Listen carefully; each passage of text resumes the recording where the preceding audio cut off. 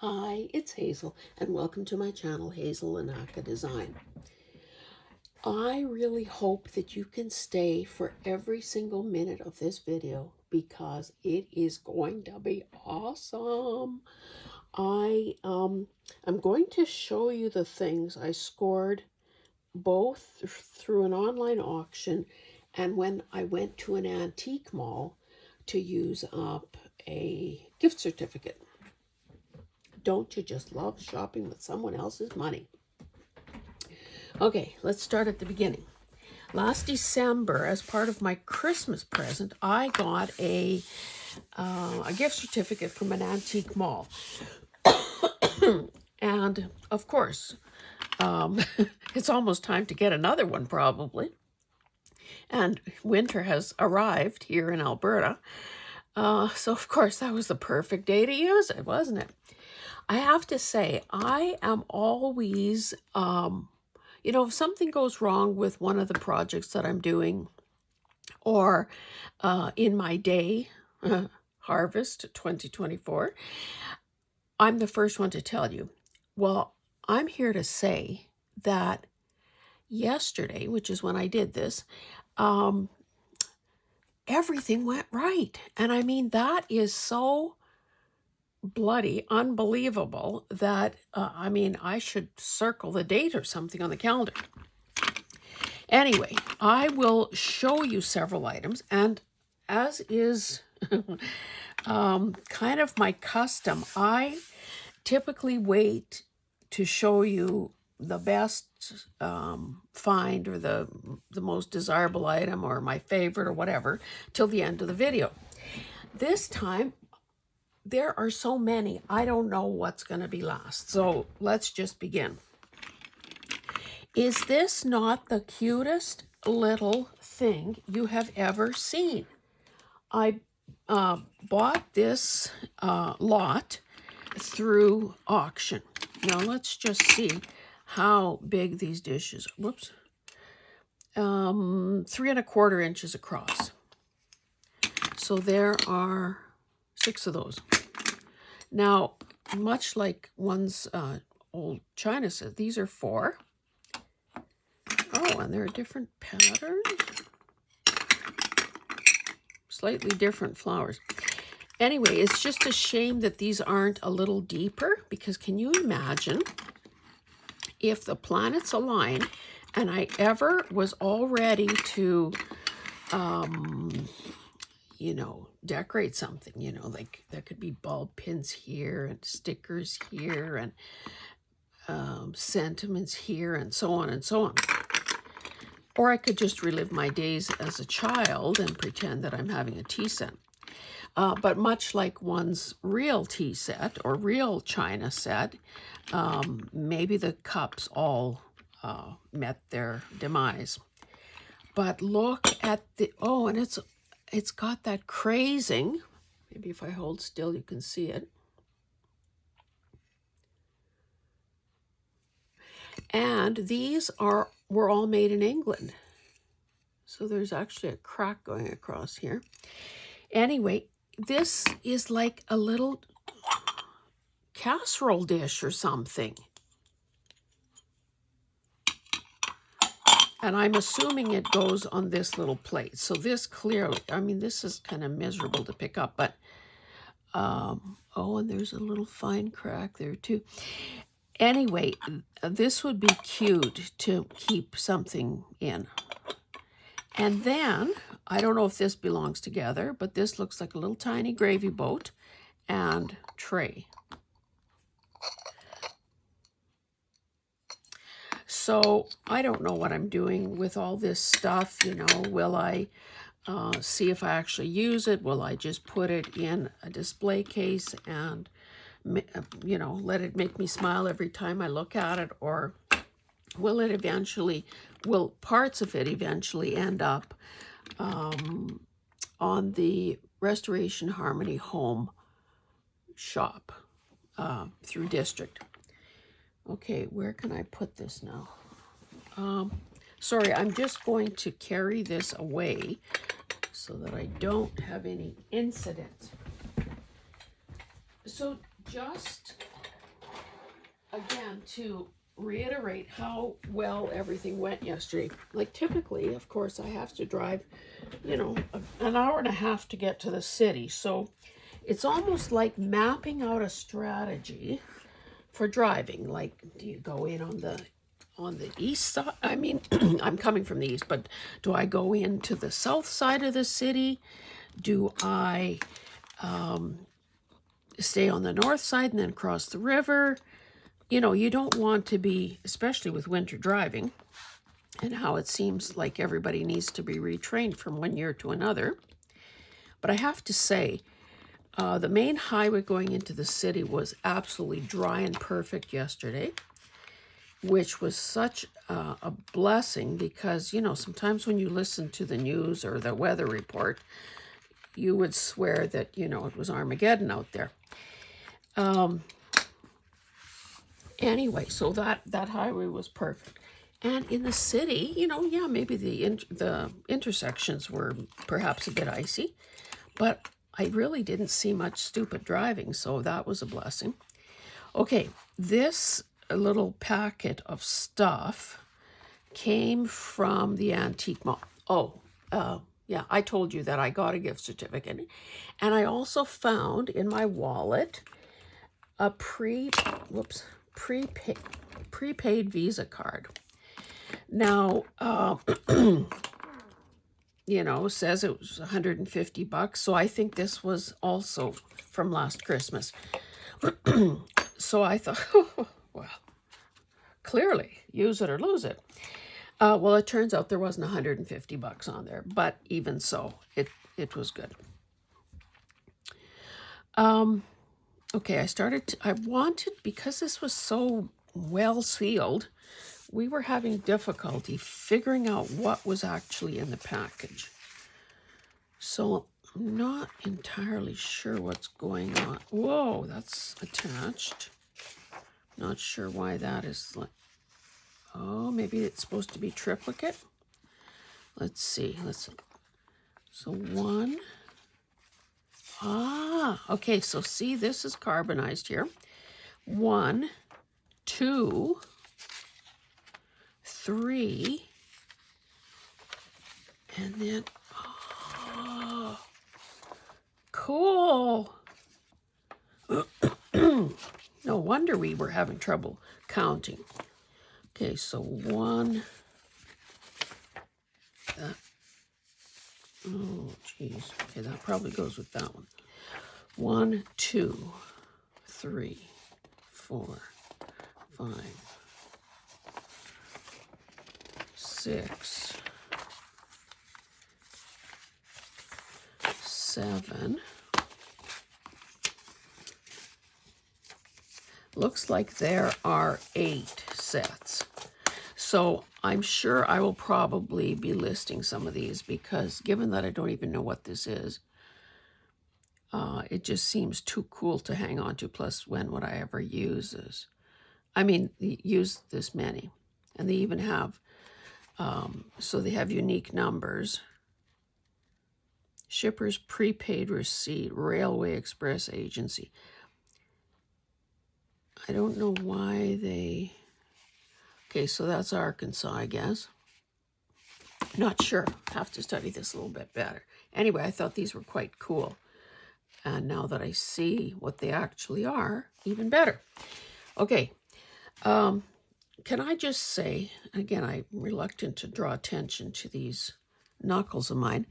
This little owie is from, and Hillary, please don't plant those little stubby carrots anymore. Scraping those little teeny weeny carrots that are only about yay long that you can barely get your hand onto. And of course took a layer of skin off too. Who knew that scraping vegetables could be hazardous to your health? Now, I don't know how I can do this so you don't have glare. This is an illustrator of babies. I think it's Bessie Pease, whatever that last name is. This was part of an auction lot. The frame is not in great shape. I mean, the frame is obviously a gold colored metal frame. This, I believe, is not an actual matted picture, not with a picture mat, but just made to look that way. Can I just tell you that if you ever, so sorry for the clanking. These frames, and we used to, buy this by the length or by the chops rather, and assemble the frames when we had our frame shop. So this is like a brushed finish on it, and then this front fillet part is, polished. However, when we find something like this, there's absolutely nothing wrong with, do I have something handy here?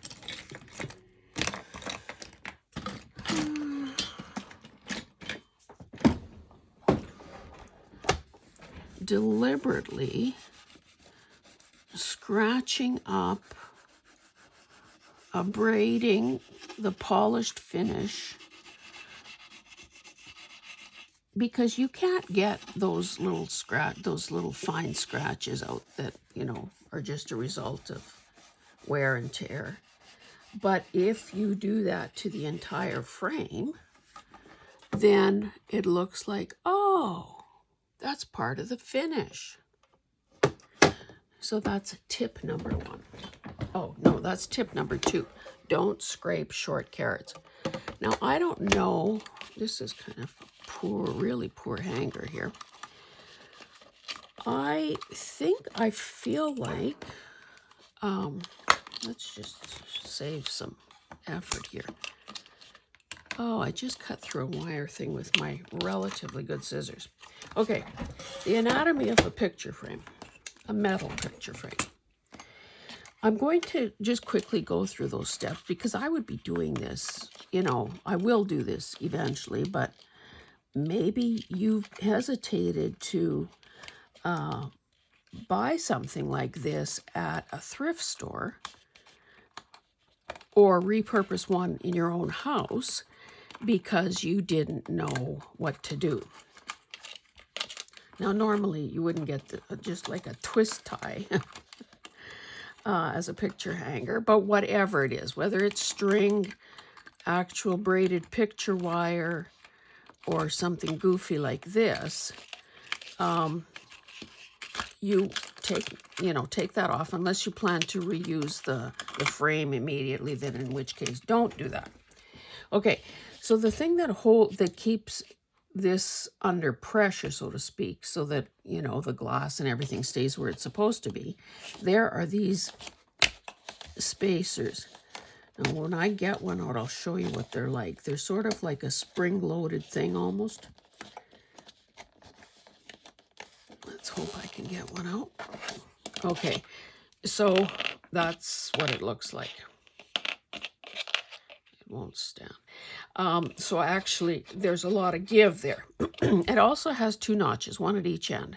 Now, I don't even know what this is, but I'm choosing to use it as, Tweezerman, stainless USA. I'm choosing to use it as a screwdriver. Anyway, so if you were reframing this, suppose you had just put this all together and you would just press down on that, squeeze it in, and push it under there to apply, to fill that gap and keep things tight. Now, how many of these there might be in a frame is largely determined by how big the frame is. So, looks like there's only one per side. Sometimes they're harder than others to get out of there. Of course, as everything loosens up, it gets to be easier, she said optimistically. Ugh. That was really shoved in there. Oh, almost. Okay, there we have it. Okay, so can I just tell you that from when we had the framing business, when I say we, it's my mom and I, sure, no matter what you did, to keep things clean. Sure as the sun rises in the east, and you're just about to close the frame up for the last time, you take one final look at it and you think, oh my goodness, there's a piece of lint, or there's a speck of some kind. So trust me, I know exactly how to open and close these things up. Now, the other thing that these frames have are these corner sections. So again, with my improvised, holy, somebody tighten the crap out of that one. Maybe I should actually look for my little tiny screwdriver. Maybe I'd do better with that. This is kind of a poor excuse for a screwdriver too, because it's small. Using the right tools for the job is obviously, oh my goodness. I really wanted to do this and show you. I can't afford to cross the house to get another screwdriver. Okay, so we're going to have to imagine the rest. So you'd get the right size tool for the job, and you can unscrew both of these at all four corners. Now, the minute you do that, these are short little, I don't know if these are called set screws, but anyway, they're very short little screws. And that, again, releases the pressure. Now, the framing place would have put as many spacers as is required to fill the depth of, because there's that lip there, to fill the depth of this space. Once you loosen these things, you can pull out, the frame comes apart. Now, if we were opening it up just to get that stubborn little speck of whatever off the picture, we would obviously only remove one side so we could slide everything out. Because once the pressure is off, you can then, you know, like this cardboard is moving. If the glass needs to be cleaned one more time, you have access to the glass. You try to determine, is the smudge, is the speck on the inside of the glass or the outside? Because honestly, this all seems to attract static electricity. I should give up on that. Anyway, what I was hoping to do, and of course, now you can see that this is loosey-goosey here. What I was hoping to was to get this thing out of here and see, is that just a piece of paper or what? But I will obviously have to continue this in my own time. So anyway, I just hope that that helps you feel a bit braver. Oh, one other thing. Once you get one of these ends off, this mechanism here, this thing that, let's use the side that doesn't have anything attached to it. This is just sort of wedged in there as well. Now you can see that they could have put this hanging thing, you know, they could have it butted up to there. That's as high as it could go, or they could have had it lower. But this too will slide out the bottom once you open it up. So that's the story there. Okay, let's keep going.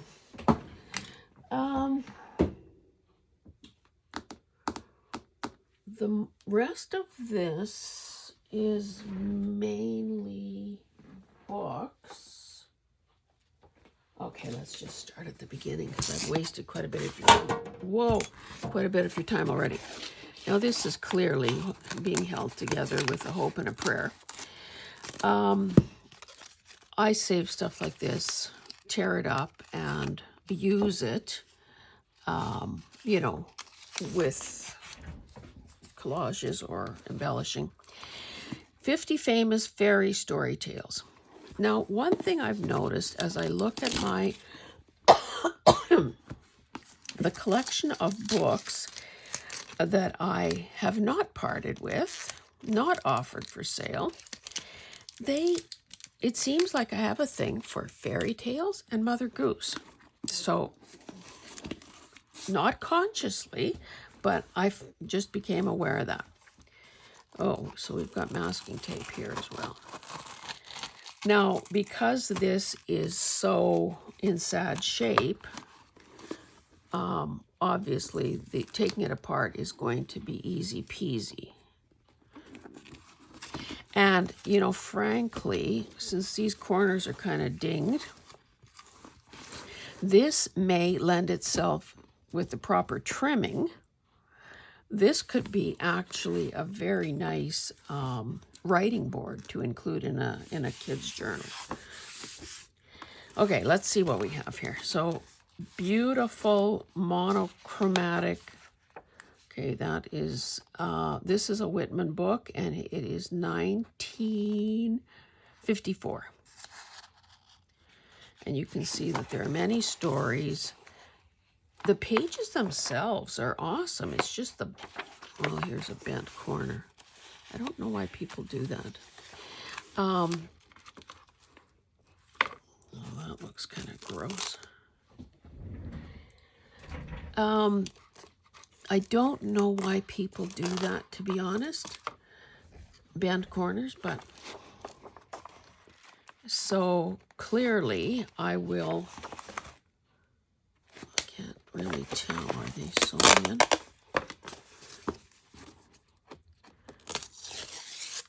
Didn't think I'd be doing this on camera, but it's just asking to be taken apart. And by the way, I do save all these things. I call them bug guts. No, bug guts are what you get on your windshield. These are book guts. Look at what a nice big piece that is. So I typically keep these in a bag because they are messy. Obviously, they've made a mess right here.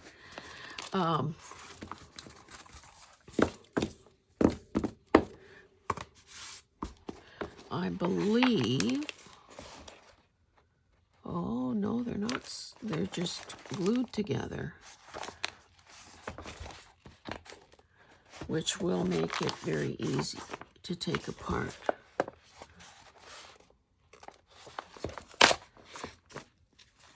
Superhuman strength. Okay, so I thought that was kind of good, and it was a price I was okay paying. Of course, even if a person is using somebody else's money, I still wanted to obviously get the best deal I possibly could. I'm just going to quickly wipe this up because I have much more to show you.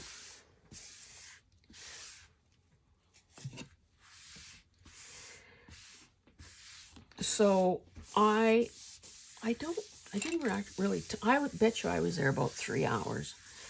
And I, you know, obviously no one that I know, maybe even any of you guys, would be content to spend that much time there in a place like that.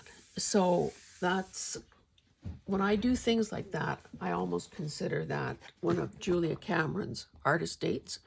And if you're not familiar with her, she's the one, probably her seminal work is The Artist's Way. And then, of course, there were a bunch of books that followed that. And she's kind of a creativity guru, in my opinion. I'm not sure. She was very frail when I saw her live before, that must have been before COVID. So anyway, I think she's a gem. And what she proposes is now, and okay, the category in her mind for artist is very broad. It's writer, visual artist, musician, bookmaker. So she says that in order to keep refreshing ourselves, or as Zig Ziglar would say, priming the well, we need to deliberately replenish ourselves. And she suggests, and I think it's weekly, she suggests a weekly artist date. So you do it by yourself and you go to a setting where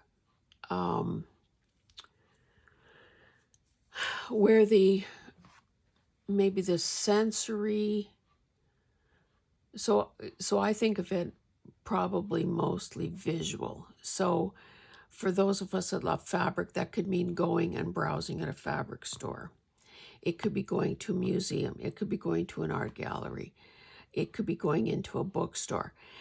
It's going to those places where we, for the time being, for that hour or half day or whatever, however long you do it, where we forget our own projects and our own, duties and obligations in the world.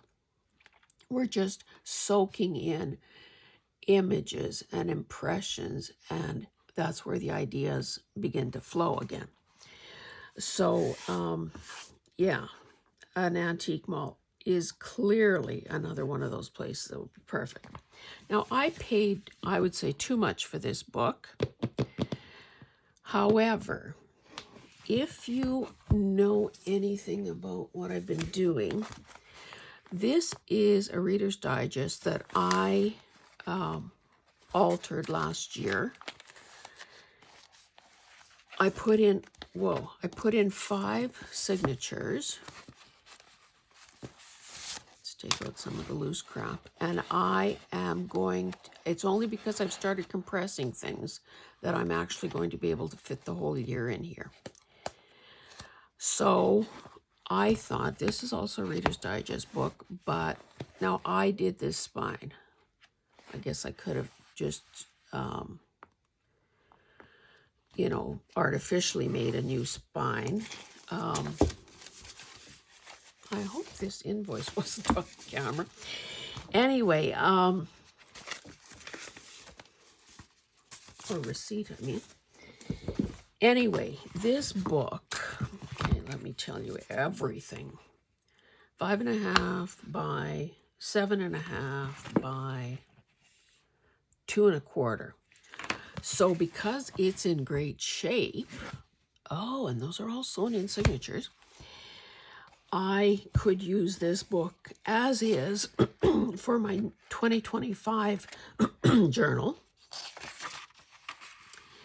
and not have to remake the spine. 1968. Now, because this is the fun and laughter one, I doubt that there will be much. There will be tiny illustrations, I guess, almost more like cartoony things. Oh, that's cute. I might have to tell you a joke out of here every time, assuming that what was funny in 1968 is still funny. And just randomly, I didn't read this. A man waiting for a train at a New Hampshire village noticed a hound sleeping on the platform. "That your dog?" the stranger asked the station agent. "Follers me round." "He looks like a hound," the visitor pursued, "but he has no tail. Did you dock it, or was he born that way?" The agent found a match, tipped back in his chair, and consumed several minutes lighting his pipe. Then he answered, "Morning train." I don't get it. Maybe this is not going to be worth its weight in gold for the humor. In the room where Queen Victoria always dined hung a portrait of her done by Vaughan Angeli. When it was first hung, she asked the Duchess of Athol what she thought of it. The Duchess, a downright woman with a robust Scotch accent, replied, "It is a justice without mercy, madam." Okay, we're just kind of striking out here. Women have no sense of humor. When I was 6, I said to a little girl who lived next door, "I bet I can stand 2 inches away from you and you can't touch me." "How?" she asked. "By standing behind a door."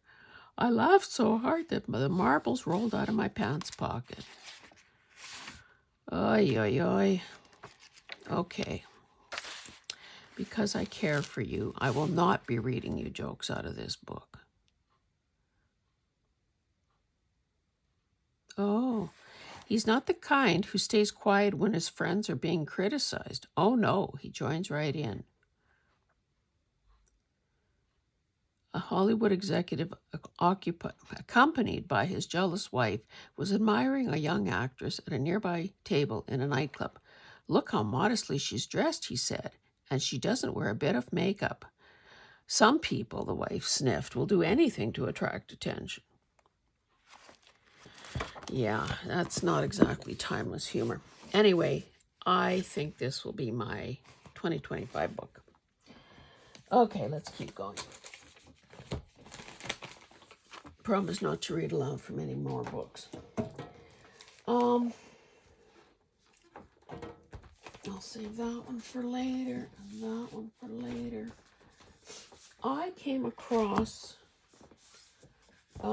several of these books. And now, a man that I have, sorry about that, you'll understand what that is at the end. A man that I have, a bookseller that I have bought many books from, and because I tend to buy in bulk, he tends to give me a discount.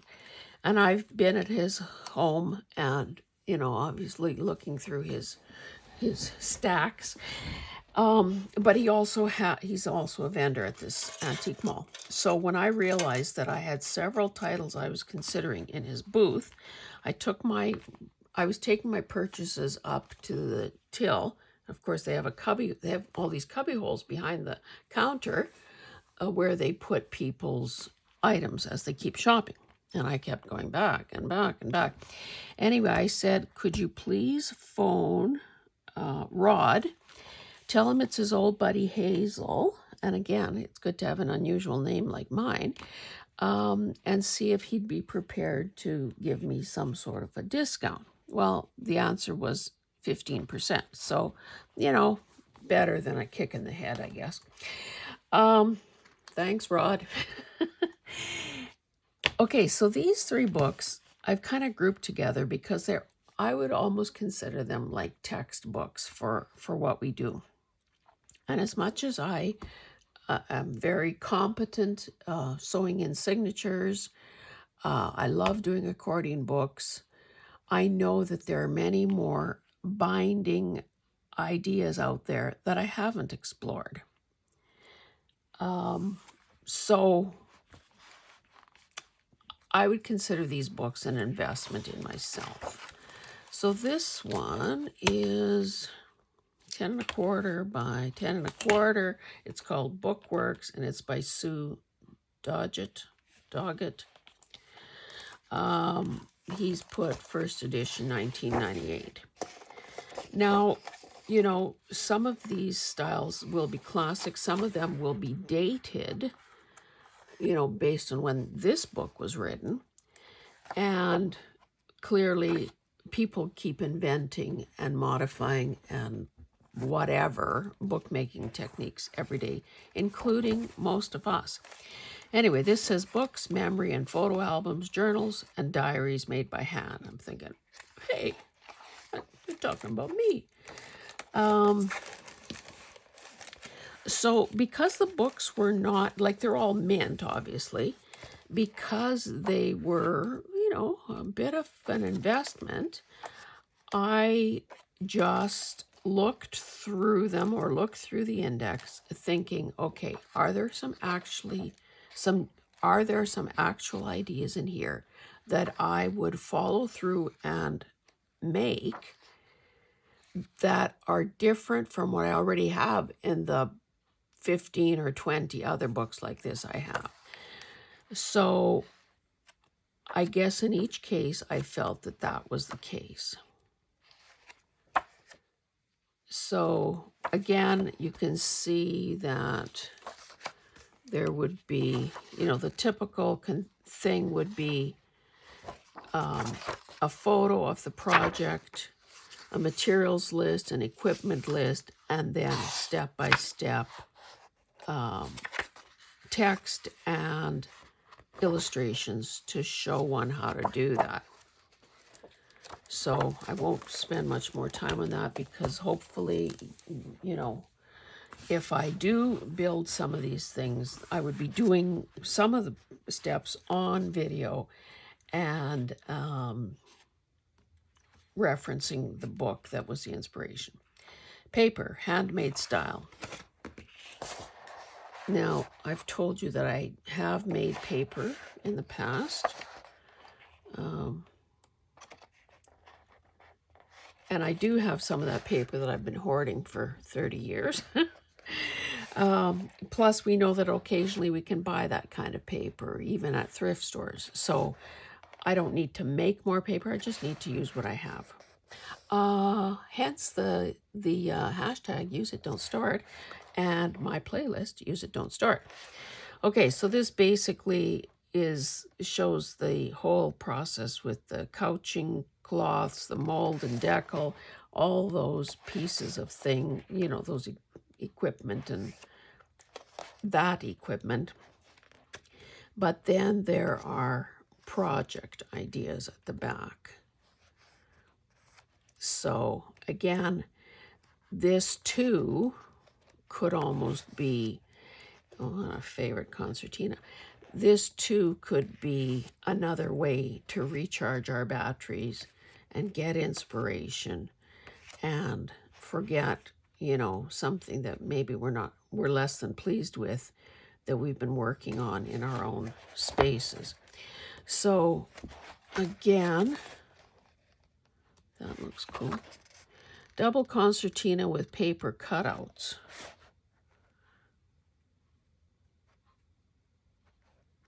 I have one. Okay, it says handmade or watercolor paper cut to 29. Oh no, that's centimeters. 11.5 by 31.5. Well, I'm sure I have full sheets of watercolor paper. The nice stuff, the arches or so on, paper. Anyway, sorry, I got bogged down here. Book and art. Handcrafting artist book, Dorothy Simpson Krause. Again, 2009. So this is maybe when that whole bookmaking thing hit the fan and everybody and his brother was writing books about it.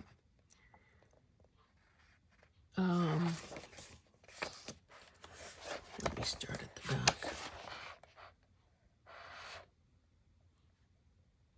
Books unbound. Huh. Okay, there she is.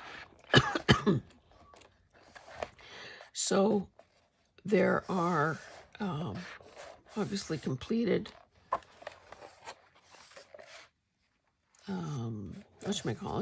project.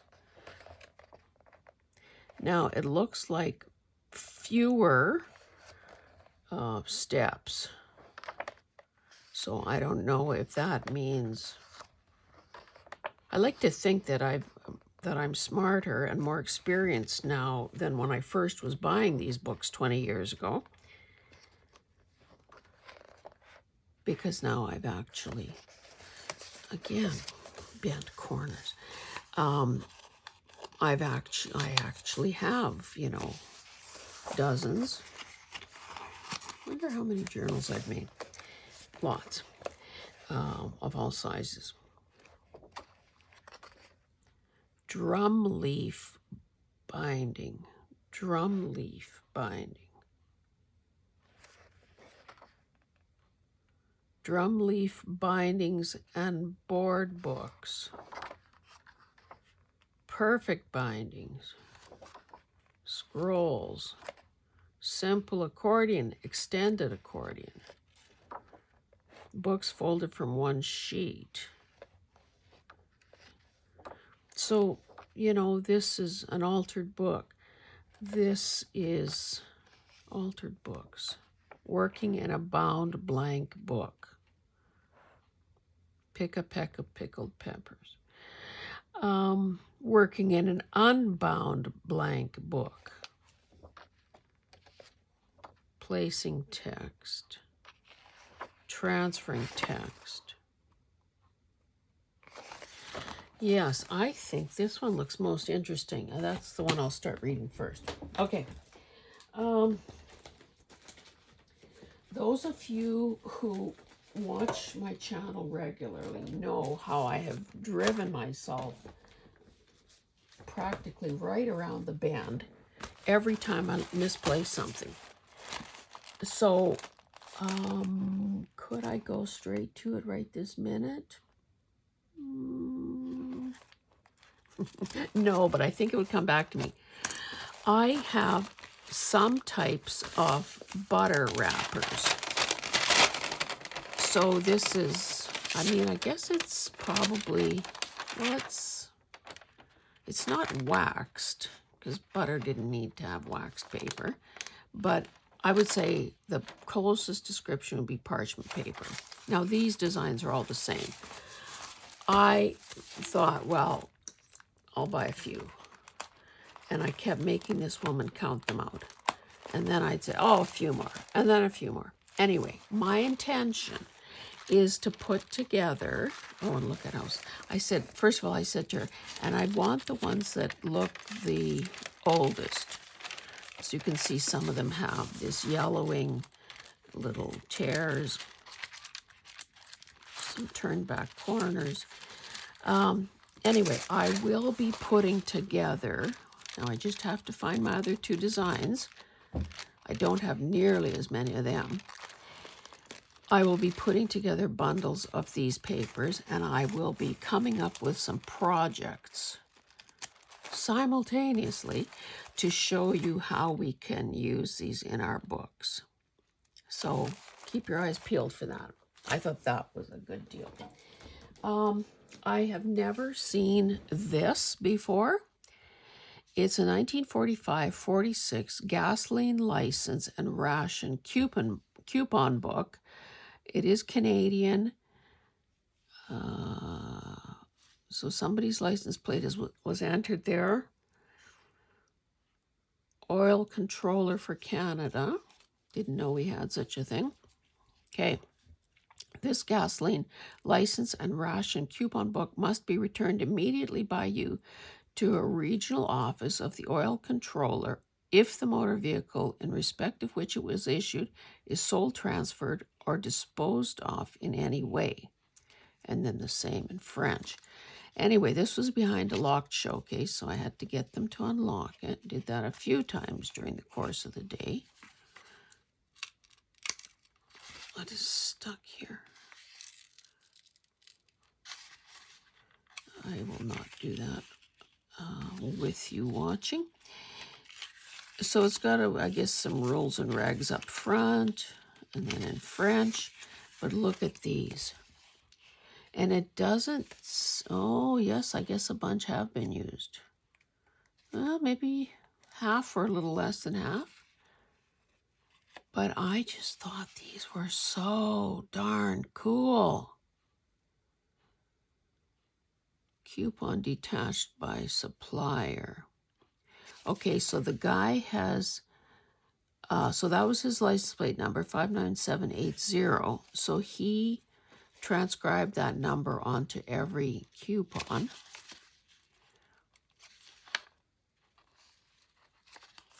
And it doesn't hurt that it's purple, just saying. So I'm sure, hoard this for a while, and then I better start doing something with it. Okay. Now let's do this one.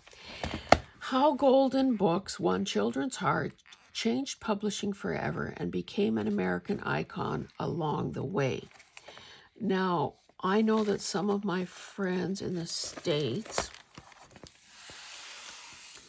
who love Carol, looking at you, and Angela, and Joni, and Carla, and I mean, there's more people than I can name, are aficionados about Little Golden Books. And in fact, if you haven't seen it, if you're a seller on the Maker's Market, under Seller's Resources, there is one version of grading and condition descriptors, and a way to decode some of those hieroglyphics that they use for keeping track of the books.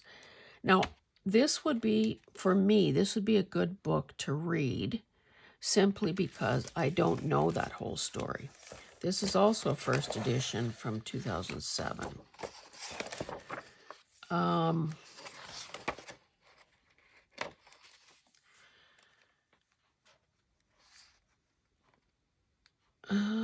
Now, I guess this was, 65 years. So this was like a 65th anniversary thing.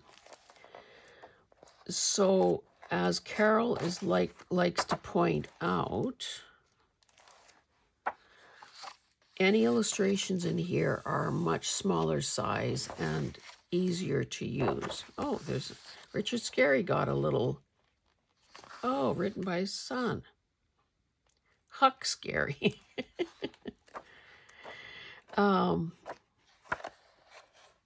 So it's got, many of the covers, some selected illustrations.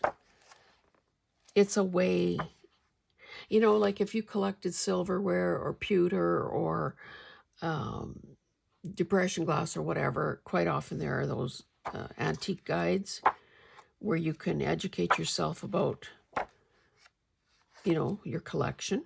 This would be, that's cute. This would be a similar thing for little golden books. And to be honest, I never thought that I would have a book like this or that I would ever buy a book like this if it came up at auction or, through a live sale. But it was there. It was Rod's booth. And I thought, yeah, this is the kind of book that I could put in my own, keep as my own library. And if you're thinking, oh, you've got too many books already, although I don't know that such conditioning actually exists out there in the world, I did post on Instagram, and maybe I've said it already in a video as well, that I did donate, I think, 6 or so boxes of mostly hardcover fiction to the library that is, the public library here in town. Not here in town, I don't live in town, but that is looking to become a charter school. So I've made some room for new books, and the books that I'm obviously buying now, like the uppercase books or any of those that are, new, conscious, expensive acquisitions, are now making up the bulk of what I am keeping around me. I've never seen this book before, and it too is a visual delight. 11 1/4 by 8 5/8. It's called 1000 Hats. It's by Norma Shepherd. It says it's a Schiffer book with price guide, and that's the back. So in the I don't know what the year. So in the US, it would have cost $40. Look at these nice end papers. Okay, over 1,240 beautiful museum quality hats reveal the milliner's ingenuity from the 1790s to the 1970s. Oh, clever. How she picked those numbers. Holy cow, I didn't know that hats had that many names. Among this, and I probably won't be able to say them all, I can't even say among the styles displayed are ascots, burlettes, bigonettes, chapeau rouges, nurses' hats, Pamelas, don't know what a Pamela is, pillboxes, toreadors, turbans, and wedding hats. They're made with materials including felts, furs, real and imitation, and feathers, and are adorned with beads, flowers, sequins, and much more. And then she lists a bunch of milliners. Engaging retrospective of the millinery business, precise glossary of terms, very useful to today's collectors and researchers. Vintage clothing collectors, dealers, historians, milliners, and curators all will find this an essential and beguiling reference. Oh, she's a Canadian. Canada's celebrity curator, Norma Shepherd, is a freelance writer and public speaker. And then all her television credits. Okay, enough babbling. Let's show you. Oh, let's first of all see what year this. Oh, what did she say? 1970s? 2006. So she cut off her study at.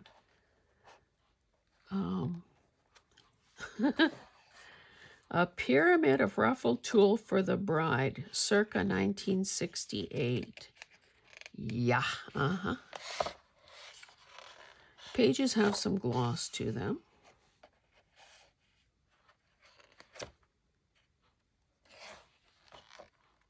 Oh my goodness. Do you see what I mean? And would you have been able to leave this book behind?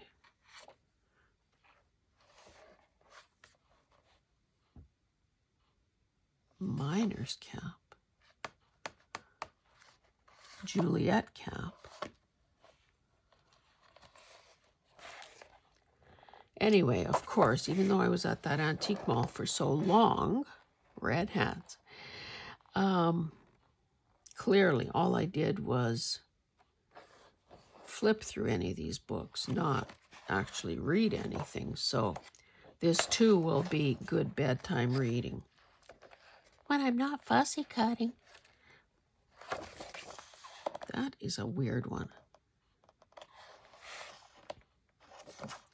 The tall pointed crown of this celery plush beaver cap rests on a narrow self-fabric visor. A green and tan feather emerges from under a self-fabric half bow at the left ear, shown with the block segment used to shape the center crown. Oh, so back in the day, the value on this was between $300 and $350.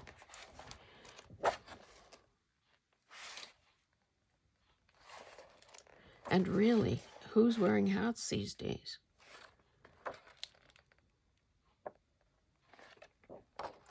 I used to have a number of hats.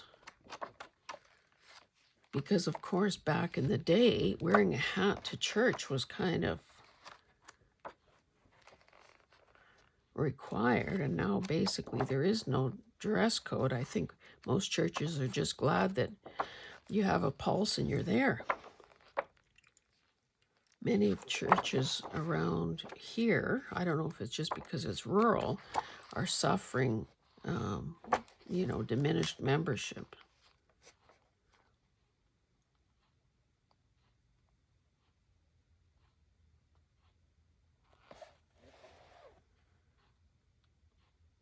Here's some hat pins.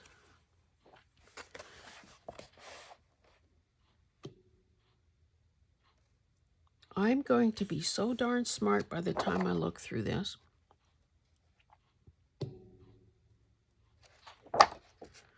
Will you be able to stand it? And these postcards, because I think even I have some postcards that look like this with some of those lovely ladies and their hats. So I'd be interested to, straw. Straw. I don't know how those hold up over time, to be honest, but I've seen a number of them in auction lots, and of course it went far higher than I could afford to pay. Anyway, this I think is going to be a delight as well. Okay, I really do have to speed it up here. Look at me with a paper doll book. So this says More Letty Lane Paper Dolls, full color reproductions of 27 antique paper dolls by Sheila Young. Now, just to make you slightly sick, the original, so that I would say that's the 9th month, the 10th day, and the 1984, the price on this new would have been $6.50, if only. 12 and a quarter by just over 9. So these are ethnic girls. So I don't know who Letty Lane is, but clearly she must have other things. So these are so darn cute. Look at these people. They are just a little over 3 inches. So of course the whatchamacallit, the outfits are in proportion. So these are Japanese, these are Chinese. The paper is pretty substantial. Russian, Norwegian, German, Austrian. And you'll notice that even in their, oh,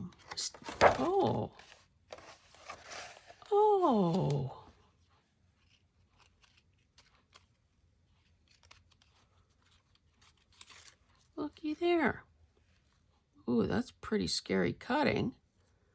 Did a little kid do that? I can do better fussy cutting than that. Anyway, even in their state of undress, they're still very modest. Did we have it?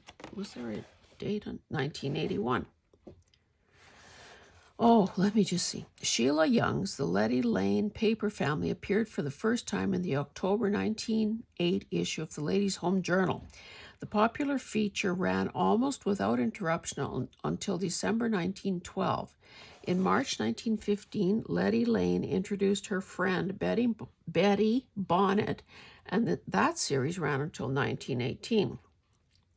The present collection features Letty Lane's Around the World Party, in which her married sister sends Letty pictures of children in authentic costumes from all over the world. This series appeared from July 1910 to June 1911.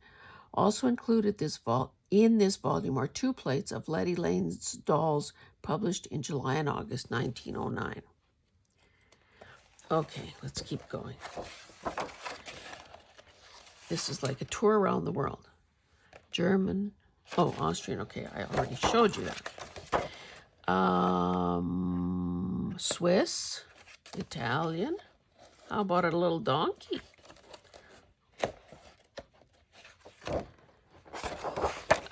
Spanish, French. Oh, so this is like a puppet stage. Netherlands, Scotch boy and Irish girl. Little American Girl. The Letty Lane Paper Family. Oh my goodness. And that's a little muff, I guess. 2 3/4. How darn cute is that?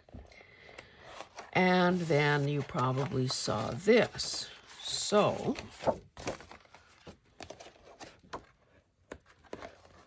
where is this? See, I didn't realize these loose pieces were here.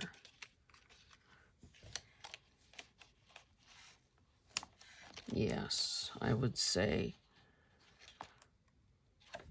that other than this scary cutting, this was, this book is intact.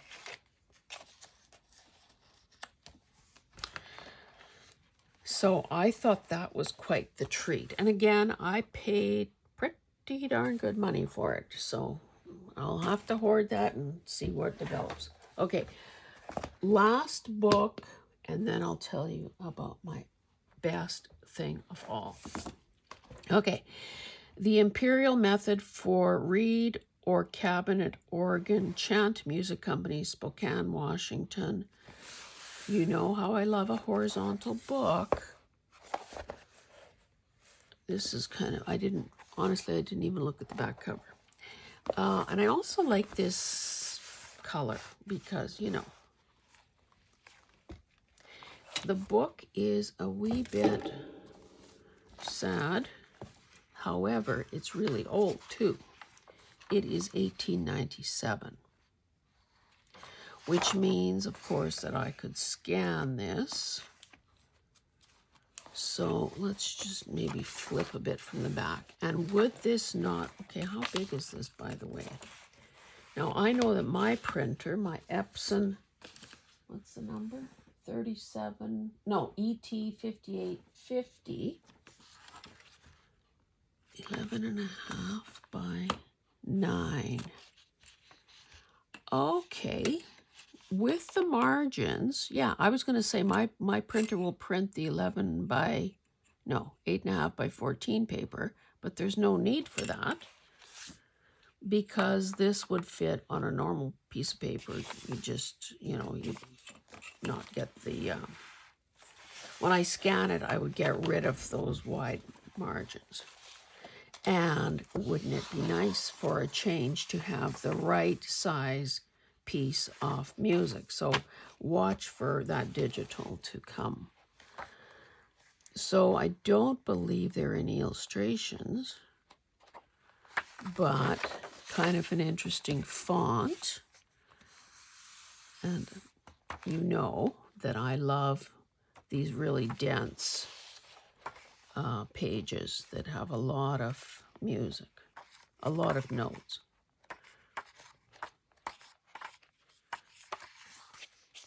That looks, I don't know, I wouldn't choose that. Now this is probably more the instructional pages. Major and minor scales with cadences for daily practice. Yeah, so this is instructional stuff up here. Oh, but I guess how about the prison song? You're probably wondering, where can I possibly find a digital with a prison song on it? Elf Polka.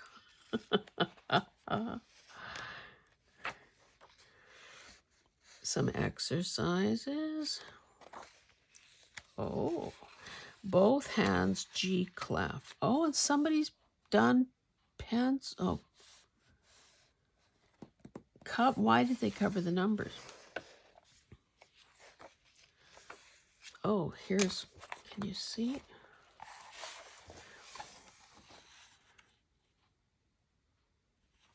Position of the arms, hand, and fingers. Oh, that keyboard is nice. That would be cool too. Examples of the gruppetto. That's like a foreign language to me. And of course, I would also scan the cover itself. Oh, that's nice.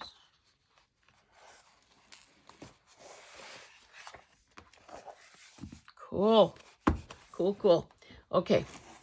I cannot show you my last item other than, whoops, like so.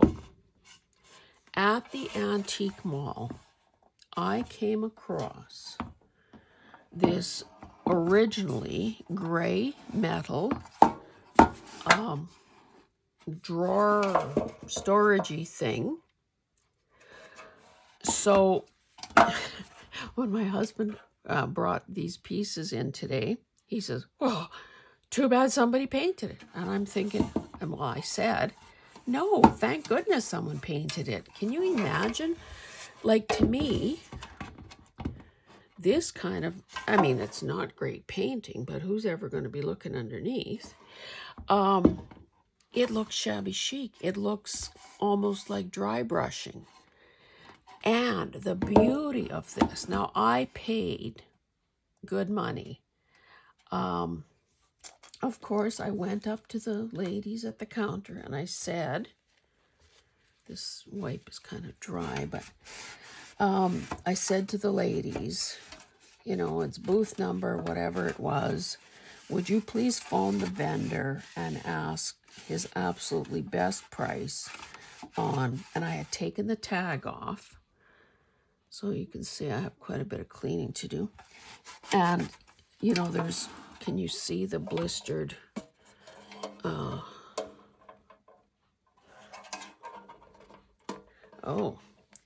okay. So you know that if I'm missing in action, it's because I'm cleaning out all 18 drawers,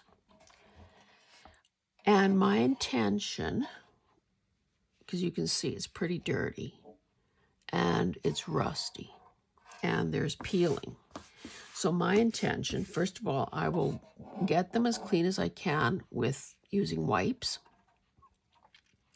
And then, because I tend to have some scrapbooking paper, I am going to cut scrapbooking paper, cardstock, or it could be, I guess, plain old cardstock, to fit the bottom. So that is 9 7/8. Of course. Okay, can I make a prediction? I'm going to measure it and get 9 7/8, and then I'm going to cut the paper to that, and then I'm going to find it doesn't fit, and then I'm going to have to trim everything.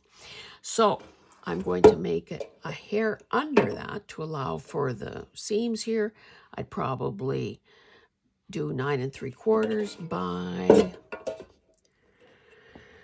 5 1/8, and use that as a way to cover the metal and the rusty parts, because the other thing I'll be doing over the next, hopefully only day or so, or maybe this weekend, is figure out where in my studio this is going to go.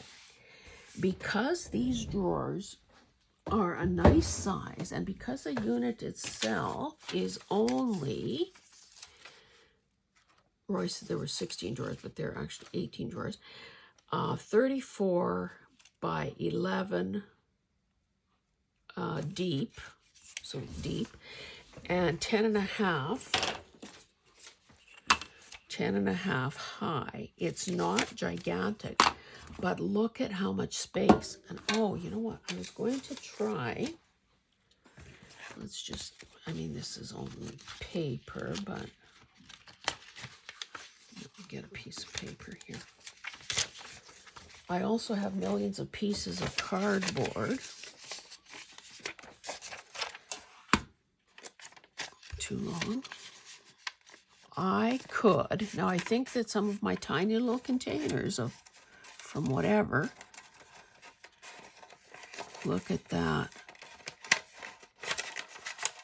I could also cut, oh no, you know, that doesn't work that well. See that little notches there? No, it should work. Don't you like when I talk to myself like this? Okay, pretend this was cardstock. Pretend it fit also. Let's make it a wee, just a hair shorter. I could make, now it's too short. I could make little cardboard, cardboard. Why is, finally. Okay, it's still not the right length, but you get the idea. So if I want, now I don't know what I'm going to put in here. That too will be the trick. And thank goodness for these little label thingamajigs.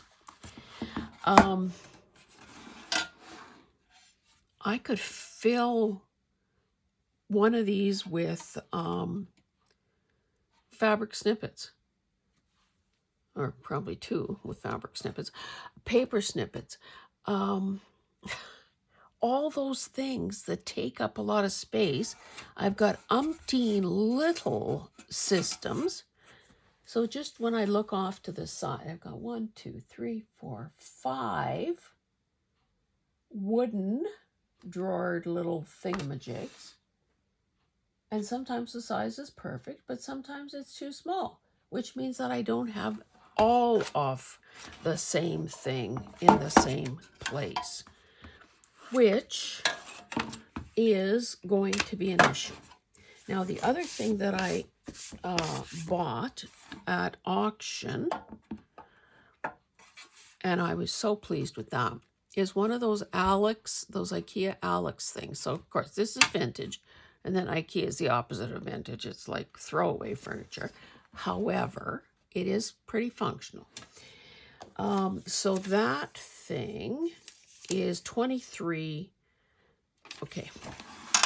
This is how I do things. I write the dimensions, and then I walk around with my tape measure, and you can tell it's mine because it's got paint and my name. That's like, do not steal my tape measure. And I try to make things fit without having to remove everything. Now you see that I also have on here metal trolley. I have a vintage metal trolley with rather, and it's on wheels. Makes it a trolley.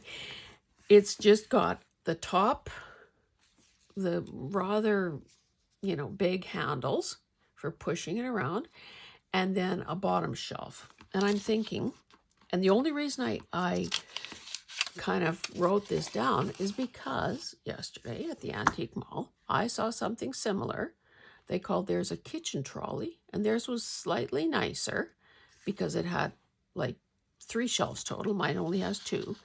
And they wanted $150 for it. And I'm thinking, well, hell, I've got something like that I'm not using. It used to hold my acrylic paints when I was painting in my original studio. But I'm trying to figure out, I should say that this IKEA Alex thing, it is 14 inches wide, so it's, not very wide. 23 inches deep and 28 inches high. And the reason it's not in the house yet is because I said, could you please put some casters on this before you bring it into the house? And again, sometimes adding casters to something is not easy. But I'll tell you, I've gotten him to add casters to so many things because honestly, that makes moving things around in your space so much easier. It saves your floors, it saves your back, it saves time. Obviously, you either need to be handy yourself if you're doing it yourself, or you need somebody who is kind of handy, because he's also added casters to metal things that I bought. And sometimes what that means is you have to reinforce the bottom of whatever it is so that your casters have something solid and tough to be screwed into. And it doesn't hurt that at a previous auction several months ago, I bought a lot of casters. So hopefully out of that box, there will be something that will be exactly the right size and weight and so on to make that work. Oh, that's just another place I'd written measurements. So that is what I'm doing. So maybe, I think, since some of you, based on that video where I posed 2 questions. What's your favorite all-time video of mine? And how many buttons in the jar? Some of you will know what I'm talking about. Some of you had better go back and find that video. I think I reminded myself it's called Good News Announcement for Channel Subscribers. Find that video, follow the directions.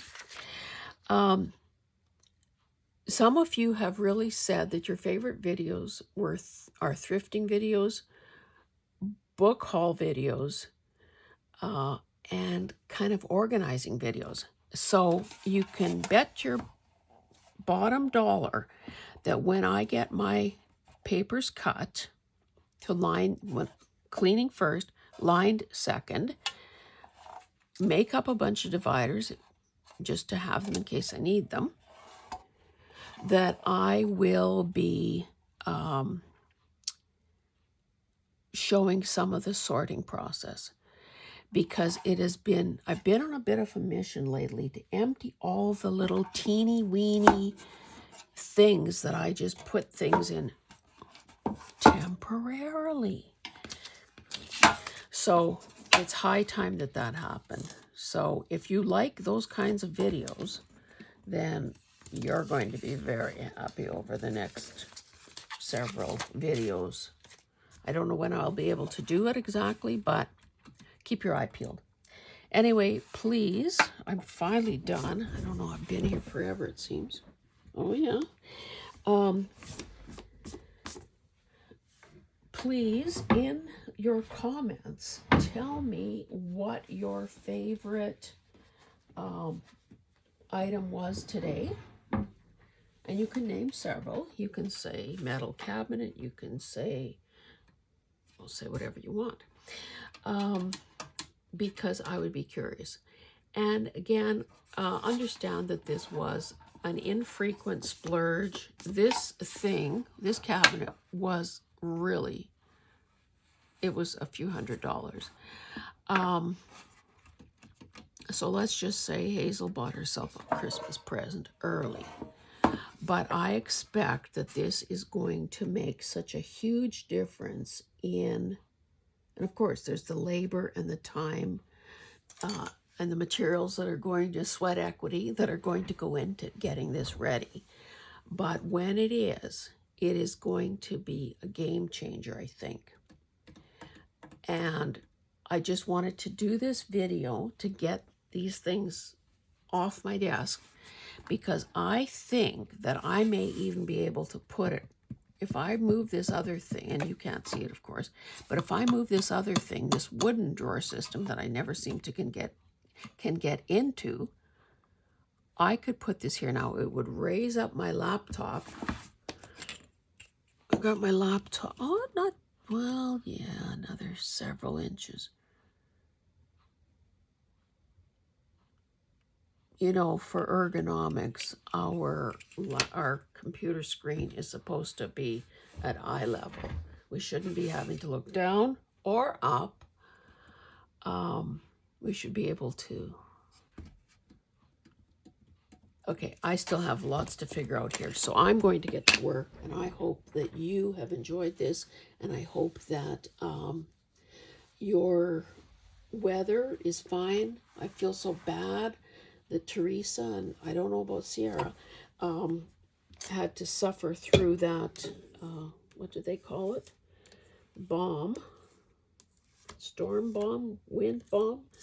Forgot the terminology. Anyway, I just saw that on Instagram. So, yeah, please, I hope wherever you are that you're staying safe and warm and out of harm's way. Thanks, guys. We'll see you in the next one. Bye.